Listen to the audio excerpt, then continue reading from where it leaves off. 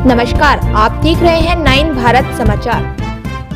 नमस्कार, आप देख रहे हैं नवभारत समाचार। मैं हूं नेहा राठी। आइए देखते हैं आज की बड़ी खबर।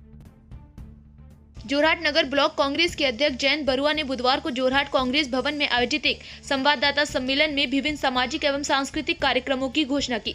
उन्होंने बताया कि कांग्रेस नेता राहुल गांधी के जन्म दिवस के अवसर पर 19 जून को जोरहाट में निःशुल्क नेत्र एवं स्वास्थ्य जांच शिविर आयोजित किया जाएगा।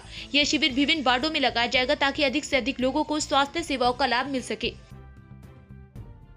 সংগতি ৰাখি দুটা নৃত্য প্ৰদৰ্শন কৰিব কণকণ মইনামণিহঁতৰ দ্বাৰা আৰু আমি ভাবিছোঁ যদি সম্ভৱ হয় ইয়াৰ মাজতে 2-4টা আমি সম্বৰ্ধনা অনুষ্ঠানো ৰাখিম। গতিকে এই সম্বৰ্ধনা অনুষ্ঠানত যিসকল শিল্পী আহিব প্ৰায় 5জনমান শিল্পীক আমি ব্যৱস্থা কৰিছোঁ ইতিমধ্যে। তেওঁলোকে 50-50 মানে আমাক এক্সপিৰিয়েঞ্চ দি থৈছে আহিব পাৰিব নোৱাৰে। যদি হয় আমি এই সম্বৰ্ধনা অনুষ্ঠানটো হয়তো ইয়াত ৰাখিম।